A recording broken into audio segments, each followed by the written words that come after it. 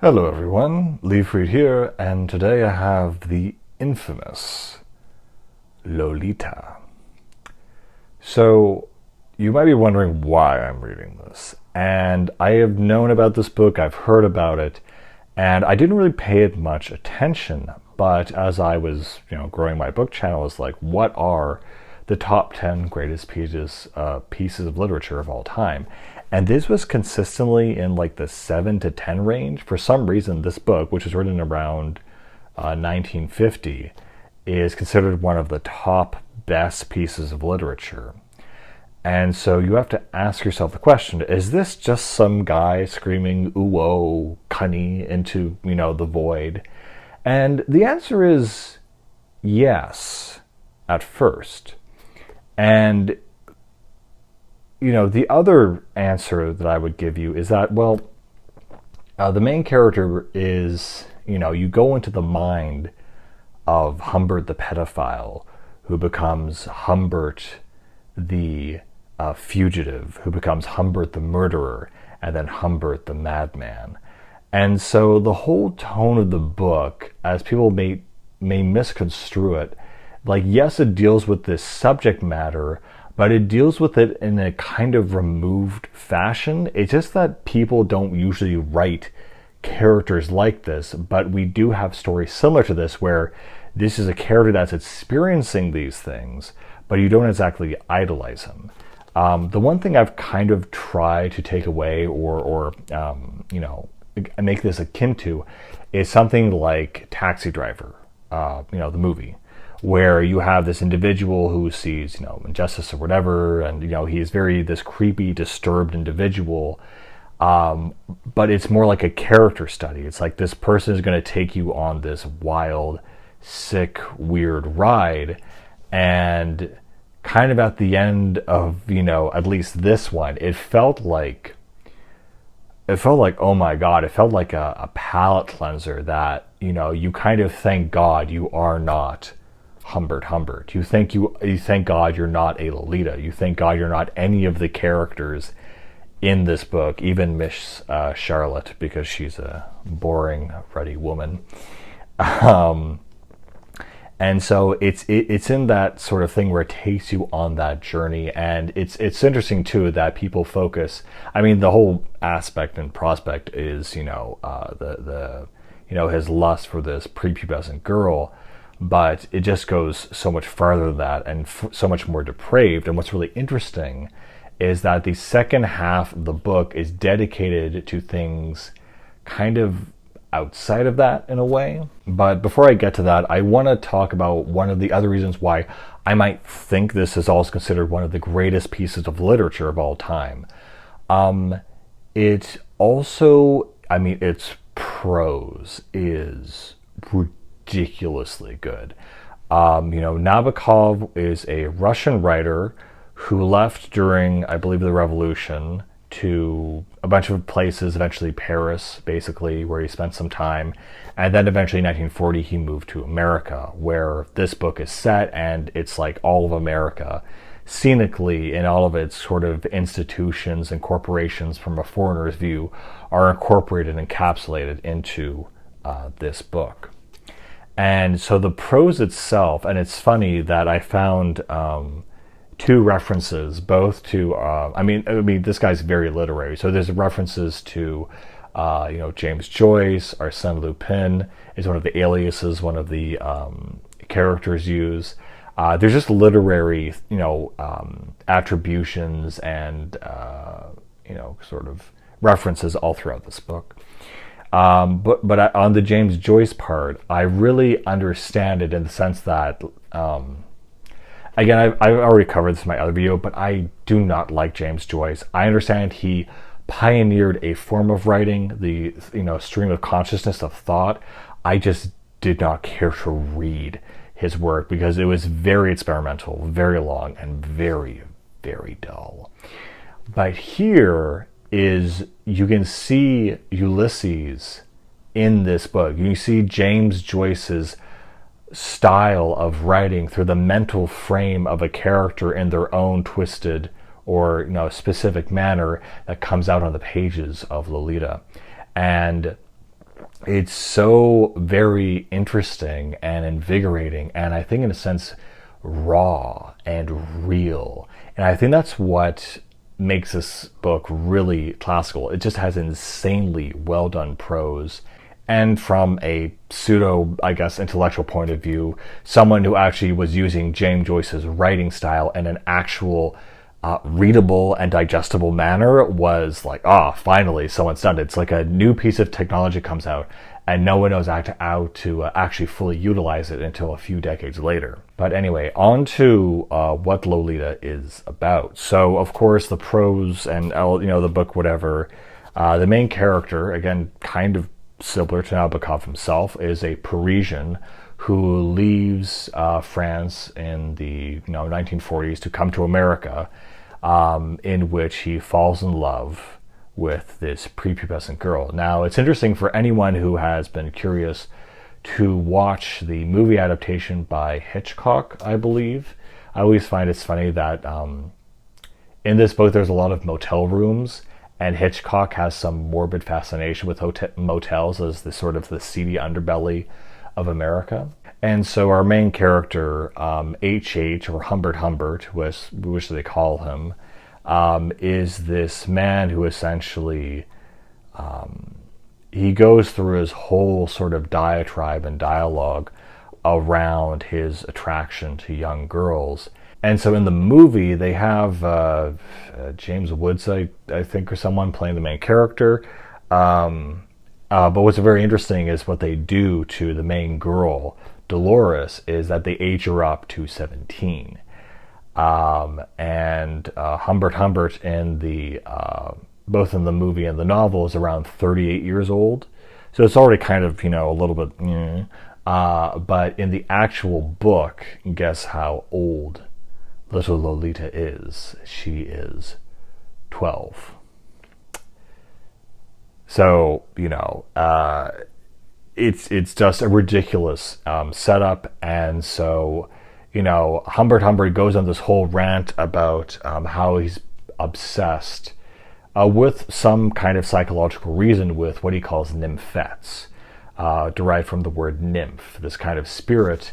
And he says a true nymphet is between the ages of 9 and 14. And I was describing this to someone else, and they said, some girls develop really early. And it's like, no, what Humbert is attracted to is, a flat chest, no hips, boyish knees and shoulders, apparently.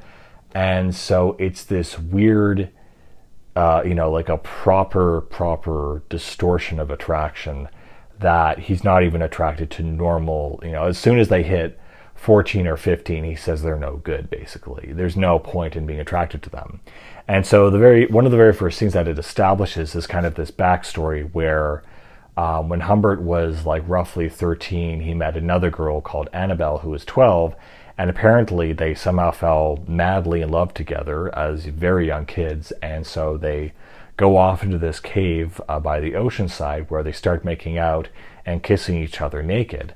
And that's kind of interrupted, and he doesn't see her again because it's like 3 months later she dies of tuberculosis in some faraway country.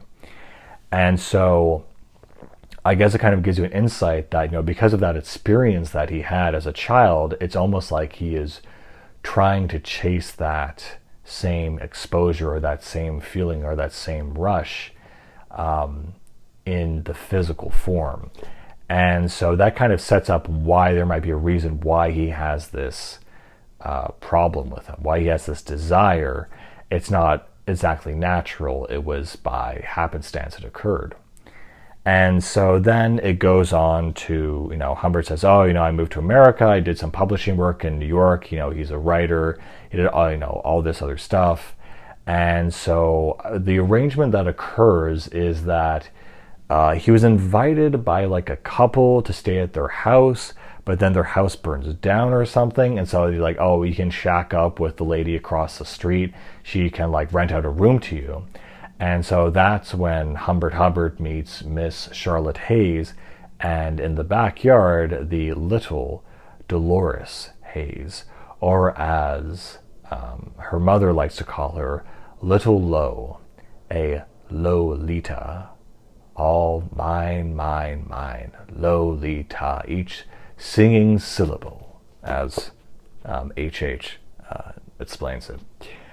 And so it's a really, it's so interesting how it unfolds, because honestly, some of the best parts of the book are kind of in the beginning that are really, really funny, because he's in this house. And the thing is, the way he describes himself, he looks like a Hollywood actor. Basically, he's very charming, very dashing, but he's not attracted to women of conventional, attractivity.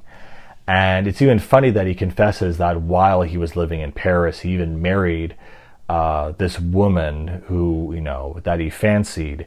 And they were happy together for about 3 years until she came to him one afternoon and told him that she was cheating on him with this, Russian.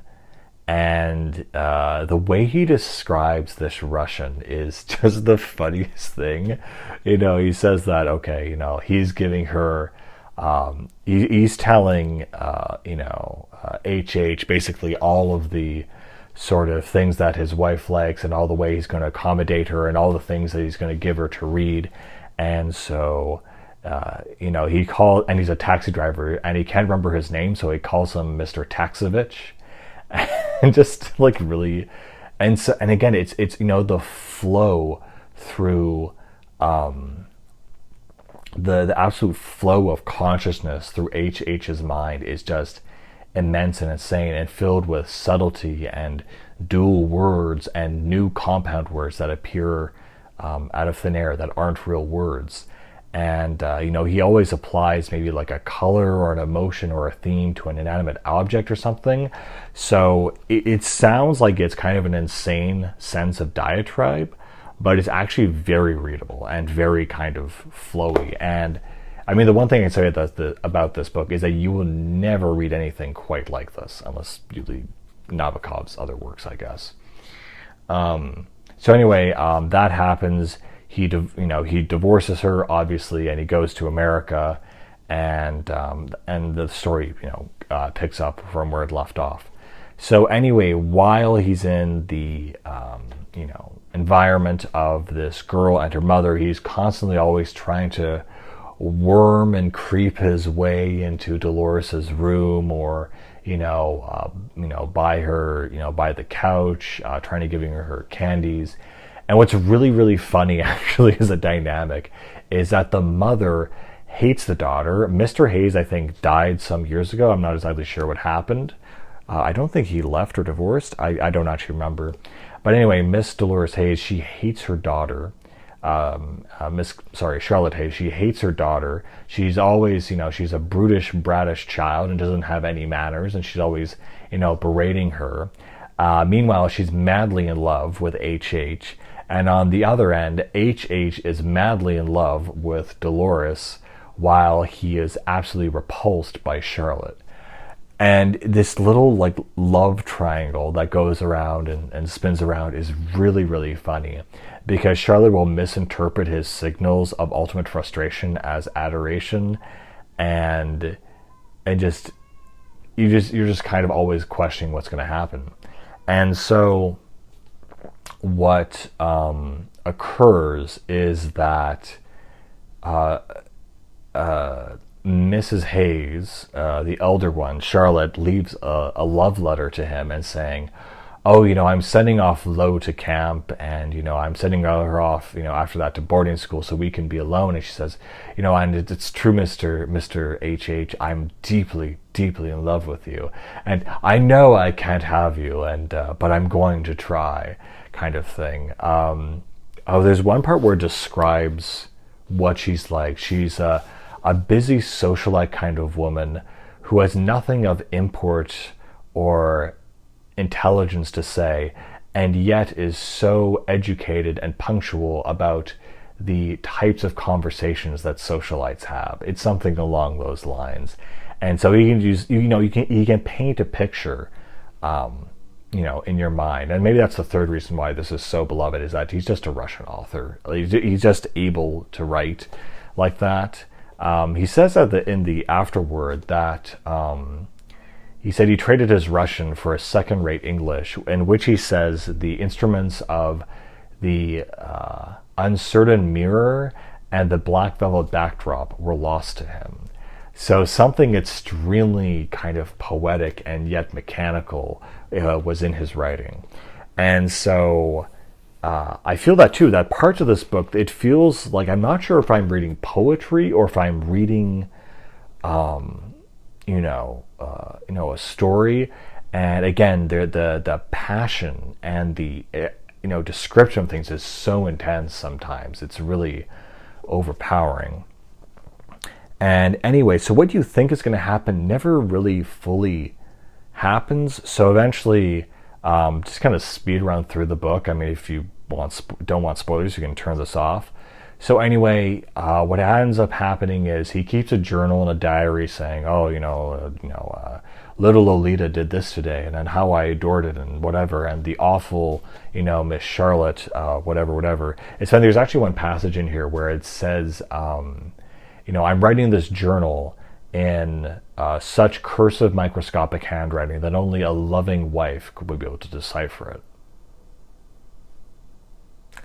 And that is one of the most silly forms of foreshadowing I've ever seen, because eventually what happens is he keeps all these notes in a locked drawer in his room, and like any dutiful wife, I forgot. So he marries her basically in order to get closer to Lo, and because she's madly in love with him from the love letter, she finds the locked box, she opens it, she finds the letters, and she eventually deciphers them one day when he comes home. And I remember just before that he says, he's thinking of a way that he can get rid of Charlotte. They go on a swim trip and he thinks about dragging her under and having her drown and, calling for help, and he decides not to do it. He can't murder her. He doesn't have it in him. He says he's a doe-eyed, refined gentleman, not able to do and perform such ghastly tasks. And so he instead, comes home one day, and she has found all the letters, and she says, I never want to see you again. She rushes out of the house, gets hit by a car, and dies. And so now you have little Lo and H.H. all to himself. And he becomes her parent and guardian, basically. And so she's out at summer camp, and he's been planned out to boarding school, and like the more that Charlotte was planning to have her sent away so that they could be together, the more excruciating it was for H.A. because he actually wanted to be with Lo more than her mother. And so finally you have this moment where they've he and Lo, they've flirted, they've talked, they've played together. There's this one scene where he gets Lo to basically ride him through his pajamas, and unbeknownst to her what was going on. And so there's this kind of very one-sided story. It's all H.H. on this little Lolita, his Lolita, my Lolita. He goes on and on and on about how he wishes to possess her honey brown skin and her chestnut hair and her dazzling blue ocean eyes and all this kind of stuff, and that nymphetic nature. And so basically, he's picking up with some summer camp, and you think, okay, he's gonna spring the trap. He's never been super aggressive though, but to the weird twist in the novel, it's Lolita who comes on to him and demands that he kiss her. And it's this weird thing where it's no longer a one-sided, it's now a mutual weird relationship, or it seems that way at first. And so H.H.'s next move is he believes that, in order to kind of get away from the house and the, happening, whatever, and he comes under the guise that her mother's very sick while he's pulling her out of school, or out of summer camp, rather. She basically reveals to him that during summer camp, she is also extremely debauched and twisted and that she also, was not a virgin. She had sex with some random boy that was very ugly that no one liked, but was the only boy around, and they did it just for fun to see what it was like. And so she's kind of like, yeah, I'll sleep with you. And it's this wild, crazy thing. And so, again, what happens is, he has this whole plan with the sleeping pills in the motel, and, putting her to bed. But he totally possesses her now. And so they have this whole lead up to the moment where he has her in her motel room. They've eaten dinner. She's like almost asleep on the bed. And he goes, I love this scene, he goes outside for some air before he does the deed. And this guy who's like sipping whiskey starts asking him things like, oh, how'd you get her? And then he said, excuse me? And he says, is it still hot out there? No, it's still hot out here. And he said, oh, yeah, no, absolutely.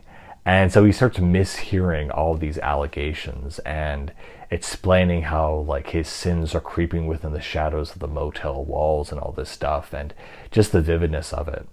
And so it's so interesting that up until this point, which is the first half of the book, it's been nothing but longing, yearning, focusing on the physical traits of this little girl, from her laugh to her personality to her physical body, and all these lewd kind of musings.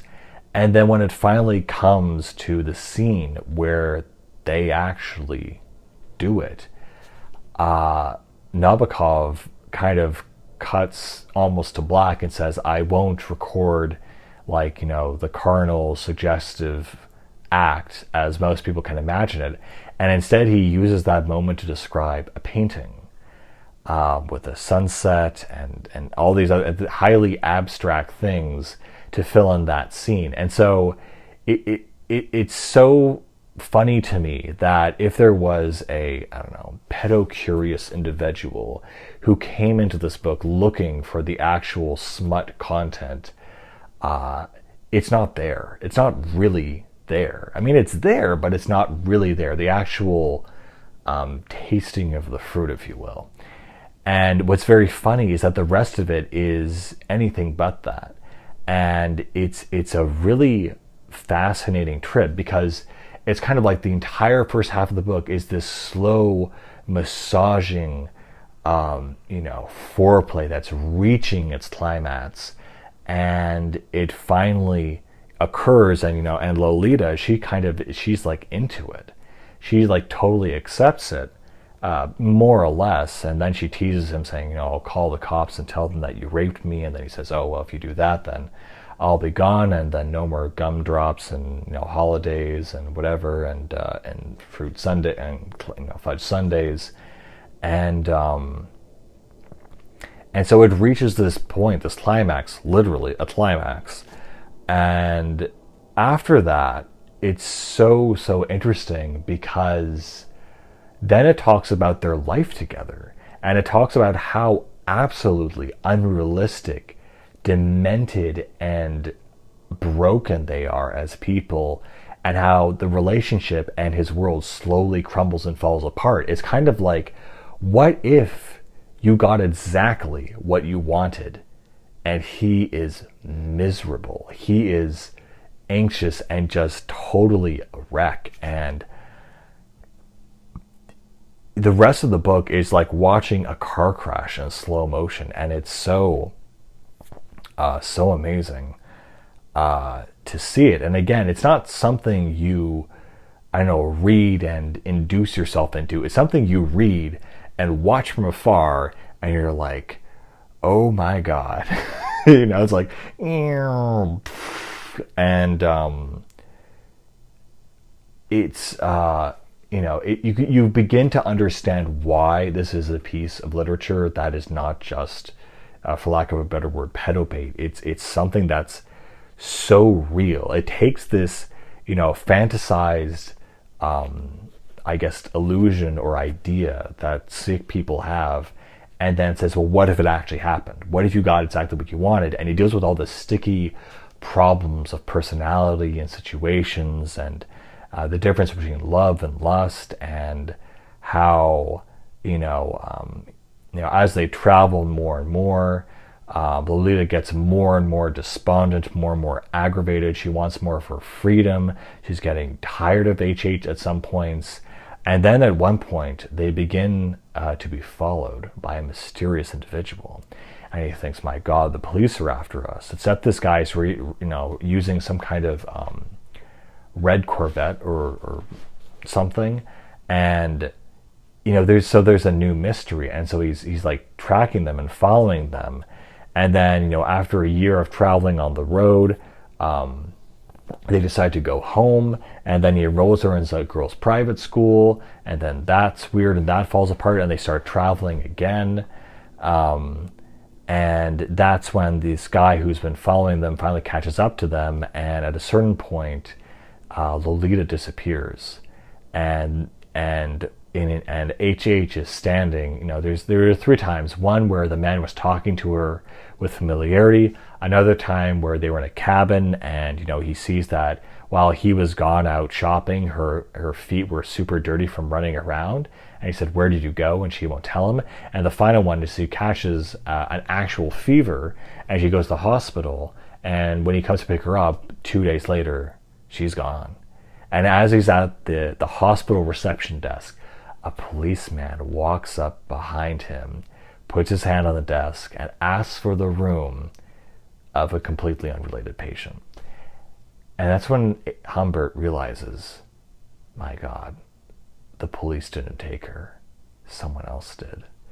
And then it's just like a whole new messed up world where, the next part of the book, he returns to New York. He actually starts dating this 28-year-old woman called Rita, tries to go back into his, writing, position. And in that, he basically is just living a basically normal, happy life, but still thinks time and time about Lolita. Tried to track down the guy. That's where he found out he used an pseudonym, Arsène Lupin, when he signed it at the motels to track them down. And so he's convinced that he kidnapped his Lolita. And so anyway, so he's in New York, and he's living for like a couple years fine, until one day he gets a letter from Lo asking for money. And so, she's like, I'm not giving my home address, but by analyzing the paper and whatever, he finds her. And then, it turns out that she is not with the man that he last saw her with, but he's with this, very simple-minded construction worker in a trailer park. And she is pregnant, full pregnant at 17 with a huge belly. And that's her life now. And it's so interesting how Humbert, he comes down to her, and, he's talking to her, and he says, okay, look, I'll give you, she asked for $400. He gives her $4,000. And she's so overjoyed that Humbert actually cries. And it's this amazing trail of thought where Humbert, even though he had a strict rule that, 14, 15 was the cutoff point, that even at 17, he realizes that he still loves her. Like, that he actually loves her, that it's not just lust, it's not just a physical thing, that her personality, who she was, and the time they spent together, that person is the person that Humbert actually fell in love with. And that's why it's driving him crazy, because his lust led him to this thing which turned into love, and he doesn't know what to do with himself except to ask her, is there anything in the world that would make you come back to me? And she's like, no, not for all the money in the world. And she's like laughing. And so from that point, he basically drills down and interrogates her and asks who was the man who kidnapped her. And it goes into an even weirder, darker turn. The man who kidnapped her was one of their old neighbors back in Ramsdale, New England, who was a very successful screenplay writer, who apparently, in public view of everyone, jokingly kissed Lo straight on the lips when she was 10. So this guy has been after Lo even when she was younger. And this guy turns out to be this, playwright who's dabbled in Hollywood and basically tried to make her, into, to perform certain acts, like say, she said, in front of a camera at this place called Duck Duck Ranch with a bunch of boys, girls, underaged, overaged, and like old men and women in front of a video camera. And so this Hollywood screenwriter is absolutely the most debauched, deplorable, hedonist on the face of the earth. And even compared to Humbert, Humbert looks good compared to this guy, but they're still, sick bastards. And so Humbert gets it in his mind that he needs to get his revenge for his stolen Lolita. And so Lowe says, he kept asking me to do more and more weird stuff and more awful things. And she said, while you broke my life, he broke my heart, and I basically left him. And she ended up here at the trailer park, and that's her sad, pathetic life. And it's just brutal. It's terrible. And so H.H. works up in his mind that he finds this guy. He finds out his name from Lowe. Q. I think his name is Quilty, but they call him Q anyway. He tracks him down because he knows where he lives in their old neighborhood, goes to his huge mansion or manor or whatever, and basically shoots him.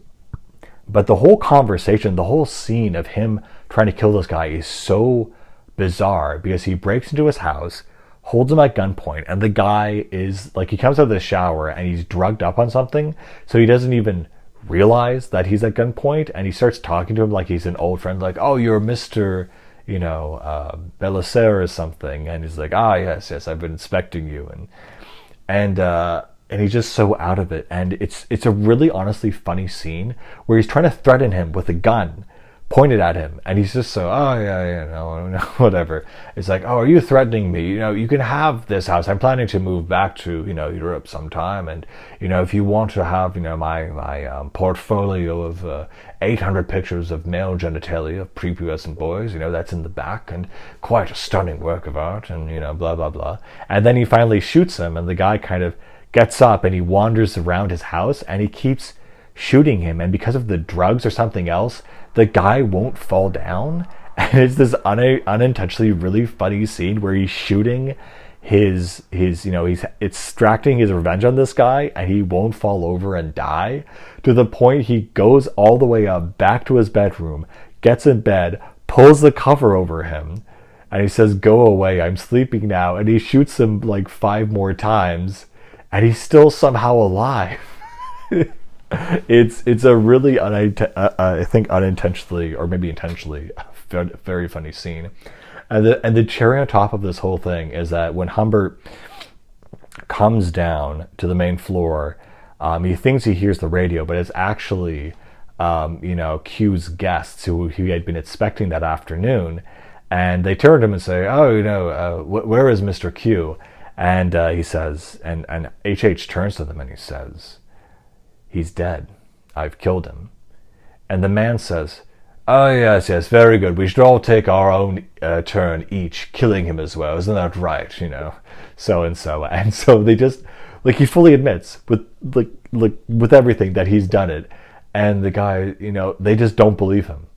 It's the funniest scene I think I've ever seen. It's really funny. But so then after that, H.H. realizes that Lowe has, found her new life. He's killed the man that took her from him, and he kind of starts, driving aimlessly, and he keeps going after red light after red light after red light until he's being chased by cops, and he swerves into a ditch and basically crashes his car, and basically it ends with him being claimed clinically insane, and he's basically sent to a sanatorium or asylum where he is penning and finishing the story of Lolita. And that is the story, the plot of Lolita. And it's funny too that I should have mentioned earlier that he said that a few years ago, before the beginning of the book, that he had been to a sanatorium before. He had been admitted to an asylum due to his general insanity, his mental unstableness. The fact he married Valeria, who was this beautiful Parisian 20-something-year-old girl, only in order to curb his impulsion towards prepubescent girls, hoping that she would cure him, which she didn't. So he knows he's a mentally ill man. He knows that he has his issues, and yet he's this extreme intellectual and incredibly mentally suffers from his condition, and this whole story just goes by. And so my reaction after reading this, and at the first part of reading this, he's just obsessing over this prepubescent girl, and it's like, hey, great, that's your fetish, bro, like, good for you. And it almost reminded me a little bit of something like, this is no similar than reading 50 Shades of Grey. This is just, nudity and whatever. And on that basis, I wasn't going to recommend this book, but where it goes after that is just this maddening, spree of madness. And my reaction to the end of this book was that it's so insanely poetic and raw and real. Like you feel this insane adventure that, one, you were glad, as I said, you were not any of the characters in this book, and two, that even if this pedo guy gets exactly what he wants, it's so unrealistic and so unconventional that if it actually happened in real life, it just would not work out. And three, it's I call it like, this is kind of like a shot of whiskey or something. Like, it's a total palate cleanser, where you kind of look at the world in a new light. We're like, okay, that was an intense roller coaster ride, and I'm kind of glad it's over. But you become, again, super thankful of just the normal things around you. If I could equate this to anything, the one thing that came up was, listening to Death Grips. It's super loud, super insane, super furious, and it takes you on this wild, wild trip. And it's uncomfortable. It's not fun until later on, where you kind of get to enjoy the exhilaration of it. And then when it's over, you're like, okay, I'm good. But yeah, I think I've talked a lot about it, but I want to read some of the prose, because really reading it, and there's, kind of, how it looks and, the pages, whatever. And I read this in roughly 2.5 days, and it's something that, again, I think another thing I like about this book is that because it is inspired by the James Joyce style of writing,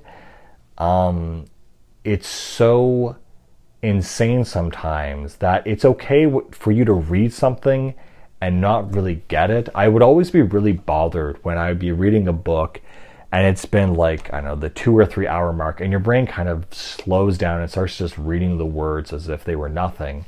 And that's something you can kind of do with this book, because he's describing in poetry everything he's seeing. And then in the velvet of a summer night, my brooding over the philtre I had with me, O miserly Hamburg, was he not a very enchanted hunter, as he deliberated with himself over his boxful of magic ammunition, the sleeping pills?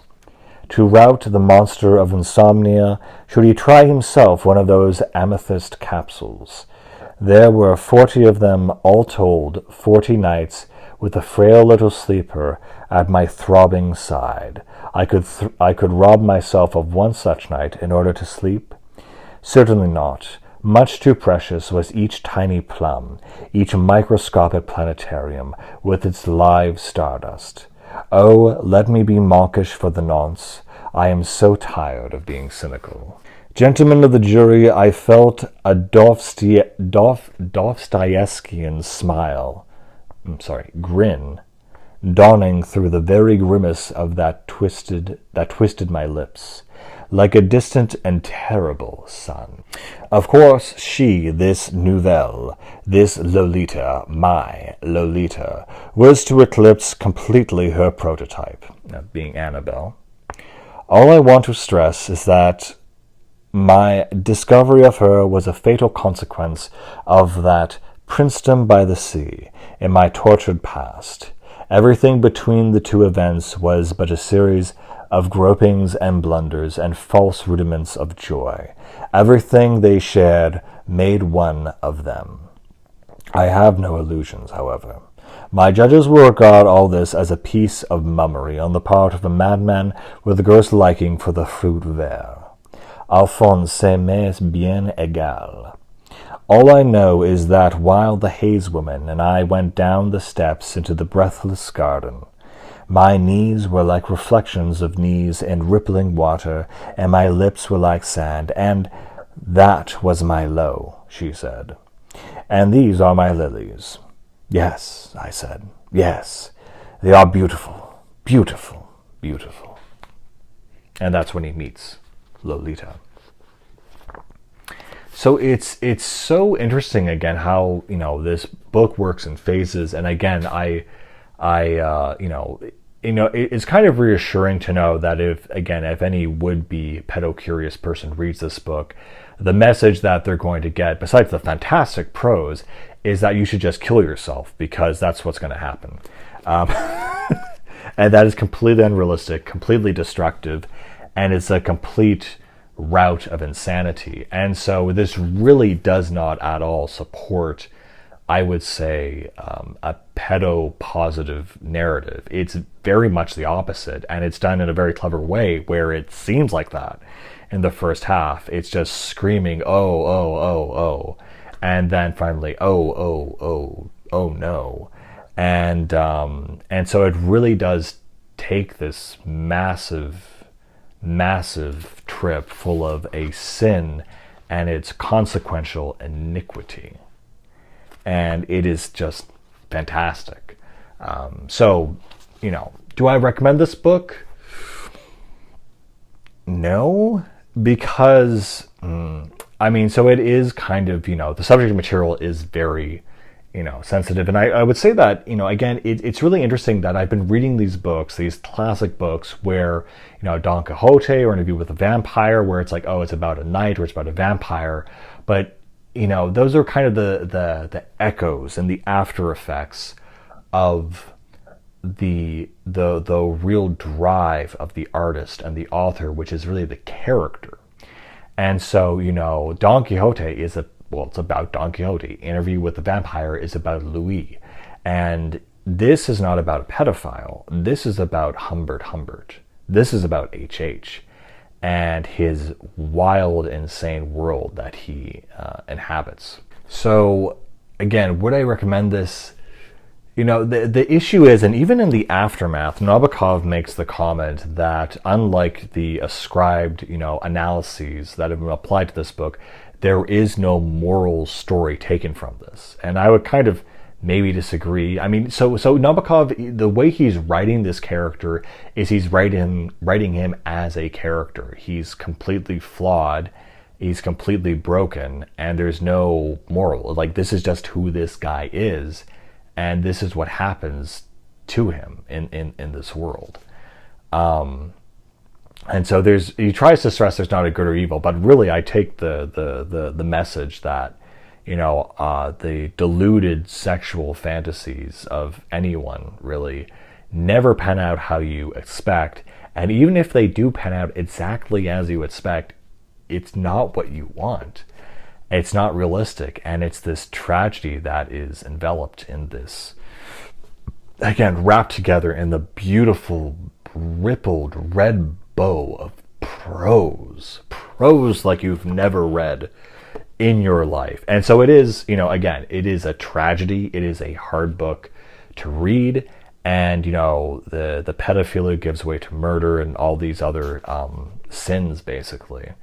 And so on that point, it's like, this isn't fluffy reading material. So I can't fully recommend it unless you want to go on a trip of insanity. That's what this is. This is a trip of insanity. And it's very unusual for, a book written in the 50s and takes place in the 50s, because it's the most anti-50s, anti-post-World War II, jolly good, leave it to Beaver world. It is the exact opposite of that. And yeah. So yeah, it is kind of a hard book to recommend. It's a hard book to, I guess, the content to read, but again, the prose just lubricates it, so to speak. But yeah, that is what Lolita really is. And I hope I could shed some light on this for people who are curious. Is this just, like lustful bait or something? Well, it's actually funny that you asked that, because what's almost as interesting as this book is the afterword, where Nabokov talks about publishing this. So you'll love this. So Nabokov, wrote this in 52 or whatever. It doesn't matter.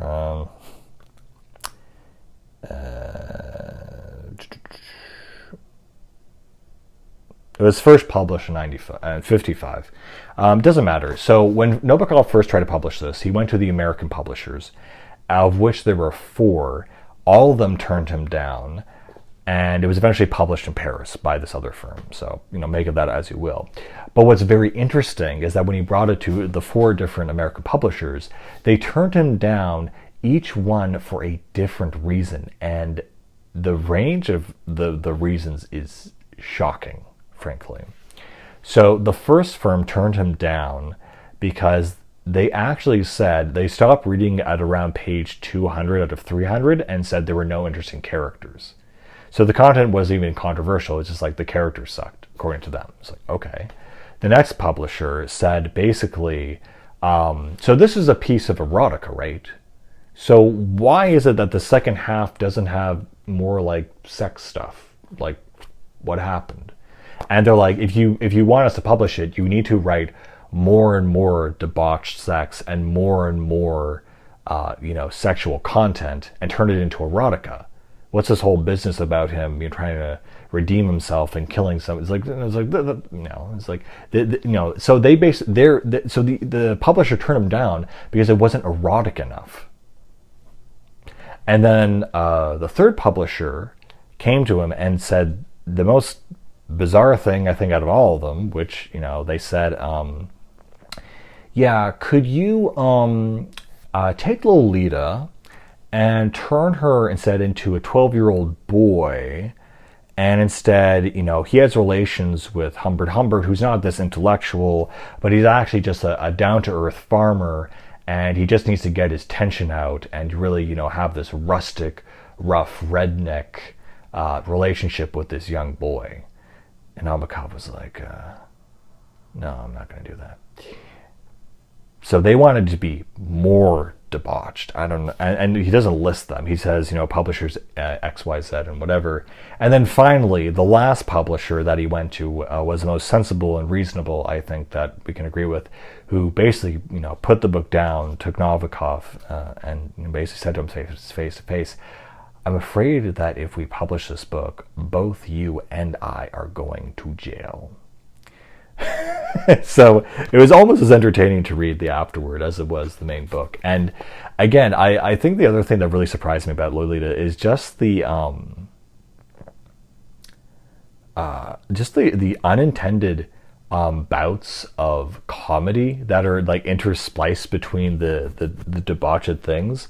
I think it's really interesting too that HH, he's like an intellectual cynic, so he's always like, he always has an expression to describe the low life, disgusting kind of backwards thinking Americans, the uncultured, uncivilized people. Like he would say something like, oh, I stayed at a $50 motel and the woman at the register had a $50 motel face and attitude. And so he just has this way of meshing words together and adding, a synesthesia like quality to them that evokes images and ideas and feelings that you can just feel, and it's all in the backdrop of this insane story. So when I first saw this book, I associated the word Lolita with a a cute, playful, rosy kind of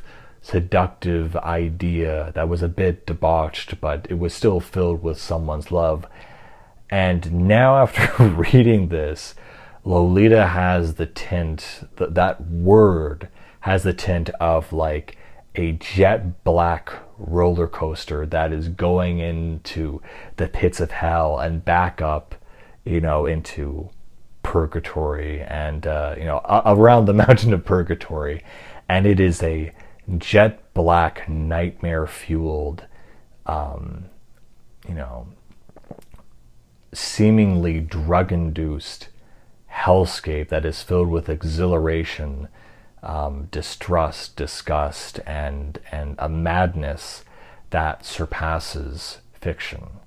And the way he writes it, he makes it feel real. And that's what I think, again, it's so raw with how it handles the situation. It's so unbelievably raw and real. And again, you'll never read anything like this, the way the words flow.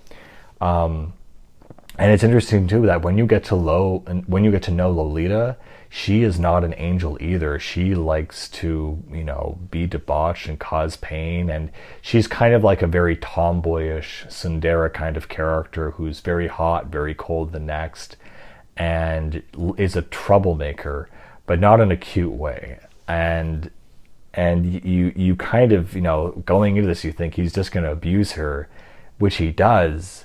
But she also abuses other people and him as well in a weird way, kind of.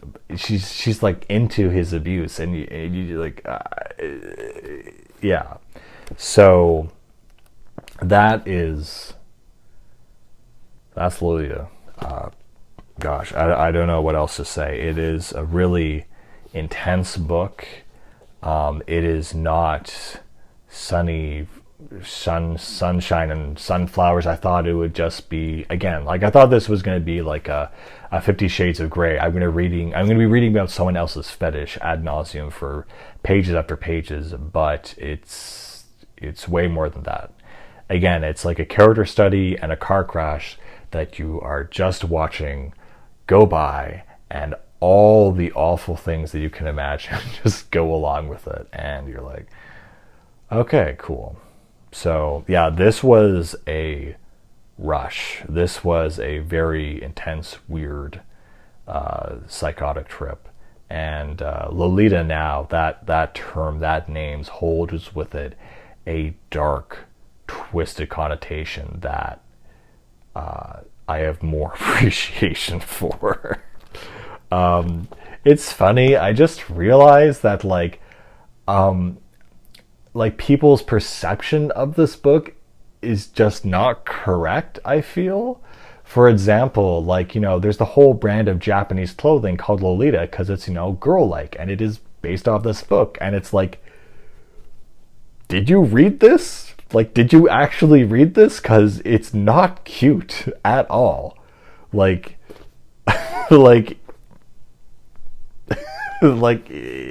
it's insane. I don't know. It's really funny. I know. I think a lot of people, I like to think that a lot of people think they know what this book is about, but until you read it, you're like, wow, that is not what I expected.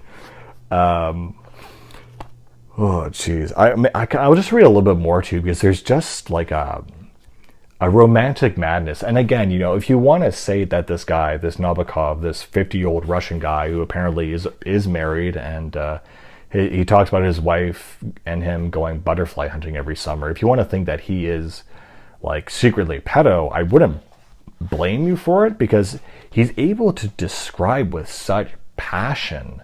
I mean, besides the fact that he's Russian and he's writing in a very different style that's very foreign to us, that we might think, oh, this are his personal thoughts.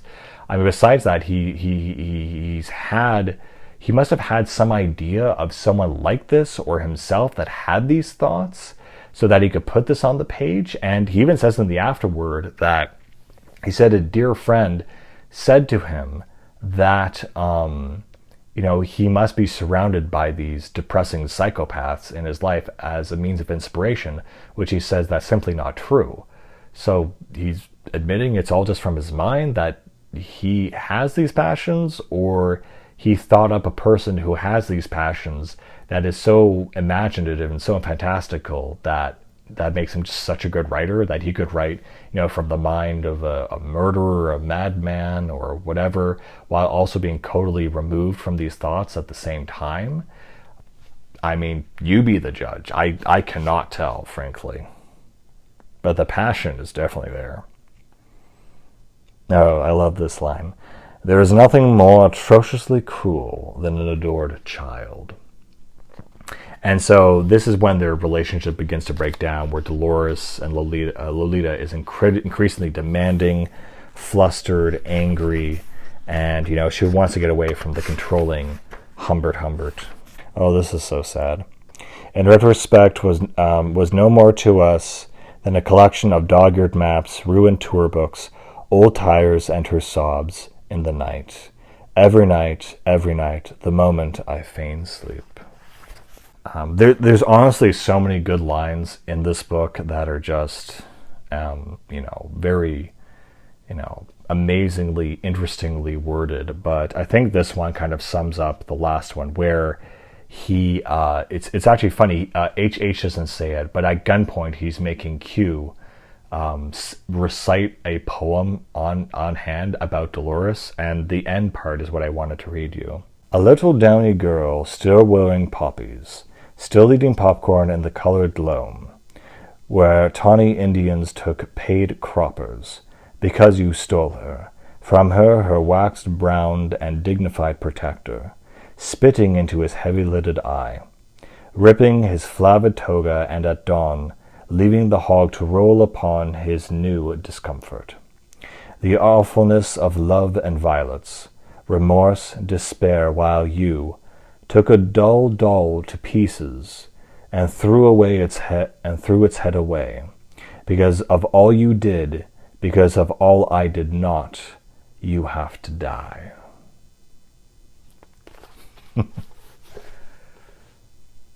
Anyway, I don't think there's much more I can say about this book. I think I've kind of covered it, summarized it, gone through it, and demystified it, hopefully. This is not what I thought it was, and I don't think what a lot of other people think it was. And, best top 10 novels of all time? Maybe, I don't know. It definitely is shocking, it definitely is well written, but I can't give it my stamp of absolute approval because, again, it just is, normal tragedy, frankly. Wow, I feel I need to, take a breather and just need to take a shower or something. Anyway, so that is Lolita. Now you know. And that's pretty much it. Anyway, guys, I will see you later. And as always, keep reading. All right, bye-bye.